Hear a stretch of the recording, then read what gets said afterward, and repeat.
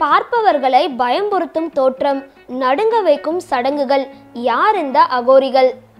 அதிபயங்கரமான சடங்குகளுக்கு பெயர் பெற்ற அகோரிகள் பற்றி அறிந்து கொள்ள நிறைய பேர் ஆவலாக இருப்பார்கள். அகோரிகள் என்கின்ற பெயரை கேட்டாலே நம்மில் பலருக்கு பல வகையான கருத்துக்கள் உண்டு. உண்மையில் அகோரிகள் யார்? கோரம் என்னும் சொல்லுக்கு எதிர்ப்பதம் அகோரம். கோரம் என்றால் பயங்கரம் என்றொரு அர்த்தம் உண்டு. அதற்கு எதிர்மாறான சாது தன்மை கொண்டவர்கள் அகோரிகள். உலகில் எதுவுமே அசுத்தமானது இல்லை என்று நம்புவர்கள் அகோரிகள். சிவபெருமானிடம் இருந்து வந்த அனைத்தும் அவரையே சென்றடைகிறது. ஆகவே உலகில் எதுவுமே அசுத்தமானது இல்லை என்பது அவர்கள் நம்பிக்கை.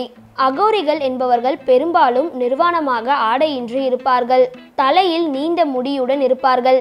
எப்பொழுதும் இறுக்கமான முகத்துடன் காணப்படும் இவர்கள் துறவிகள் போல தனியான வாழ்க்கையை வாழ்பவர்கள் கிடையாது. சிறு சிறு குழுவுகளாகவோ அல்லது தலைமை யோகியின் பின்னாலோ இவர்கள் இருப்பார்கள். இவர்கள் தங்களை வெளிக்காட்டி கொள்ள மாட்டார்கள். தங்களுக்குள் இருக்கும் ஆற்றலை, அமானுஷங்களை வெளியே விளம்பரப்படுத்தி கொள்ள மாட்டார்கள். தங்கள் உடல் முழுவதும் சாம்பல் மற்றும் மண் அல்லது திருநீர் பூசியிருப்பார்கள்.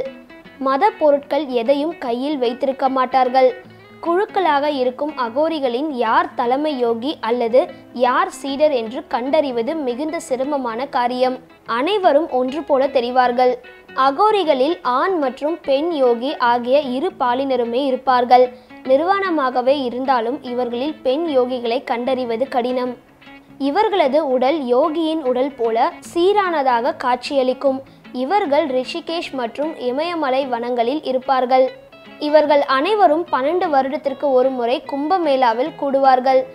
இமாலய வனங்களில் இருந்து நடந்தே அலகாபாத் வந்தடைவார்கள். மீண்டும் நடந்தே சென்று விடுவார்கள். ஒரு இடத்திலிருந்து மற்றொரு இடத்திற்கு செல்லும் பொழுது வரிசையாக ஒரு ஒழுங்கோடு செல்வார்கள். வரிசையின் முன்னாலும் பின்னாலும் இருக்கும் அகோரிகள் பாதுகாப்பாக இருப்பார்கள். நீண்ட ஜடம் முடியும் மண் அல்லது சாம்பல் பூசி இருக்கும் இவர்கள் உடலில் இருந்து எந்த ஒரு வாசனையும் வராது. நறுமணமும் இருக்காது, நாற்றமும் இருக்காது. முக்கியமாக இவர்கள் பிறரோடு பேச மாட்டார்கள்.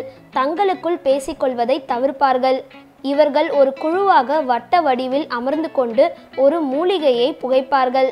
இந்த மூலிகையின் பெயர் மரியுவானா எனவும் கும்பமேளா சமயங்களில் மரியுவானா எல்லா இடங்களிலும் கிடைக்கும் எனவும் கூறப்படுகிறது. தங்கள் இருக்கும் இடத்திலிருந்து மூலிகைகளை கொண்டு வந்து வட்டமாக உட்கார்ந்து அதன் நடுவில் இந்த மூலிகையை வைப்பார்கள். பிரார்த்தனை செய்த பிறகே அனைவரும் புகைக்க தொடங்குவார்கள். ரிஷிகேஷிலும் கும்பமேளாவிலும் 1 டிகிரி சென்டிகிரேட் குளிராக இருந்தாலும் நிர்வாணமாக உட்கார்ந்து தியானம் செய்வார்கள். இப்படிப்பட்ட யோகிகளை புரிந்து கொள்வது கொஞ்சம் கடினம். இமயமல பகுதிகளில் கங்கோத்ரி, யமுனேத்ரி மற்றும் நேபாளம் இவர்களின் முக்கிய இடங்களாக இருந்து வருகிறது. கும்பமேளா தவிர பிற காலங்களில் இவர்கள் குழுவாக வெளியே வருவதில்லை. குழுவிலிருந்து தனியே சில செயல்களுக்காக வெளியே செல்லும் இவர்கள் தங்குமிடம் மயானம். தங்கள் உடலில் சக்தி நிலை அகோரிகளுக்கு மிக முக்கியம். யோக சக்தியின் உயர்நிலையை எதன் பொருட்டும் இவர்கள் இழக்க விரும்ப மாட்டார்கள். இயற்கையில் இருக்கும் சக்தியை பெறுவது இவர்களுக்கு கைவந்த கலை. மயானம், ஆறு மற்றும் வனங்களில் இருந்து தங்களின் உடல் சக்தியை மேம்படுத்துவார்கள். தங்கள் யோக சக்தியை பிறருக்கு அனாவசியமாக காட்ட மாட்டார்கள். சமூகத்தில் தர்மம் தடுமாறும் சமயங்களில் சூட்சமமாக செயல்பட்டு தர்மத்தை நிலைநிறுத்துவார்கள். அகோரிகளுக்கான கும்பமேளா என்பது சிறப்பு வாய்ந்த விழாவாகும். பூமியில் எந்த ஒரு விழாவையும் விட அதிக மக்கள் கூடும் விழாவாக கும்பமேளா இருந்து வருகிறது. 2007 நடந்த கும்பமேளாவில் 1 கோடி அகோரிகளுக்கு மேல் கலந்து கொண்டனர். இதில் வியப்பான விஷயம் என்னவென்றால் இந்த விழாவை ஒருங்கிணைக்க யாரும் கிடையாது. அழைப்பிதழ் வைத்து அழைப்பதும் கிடையாது.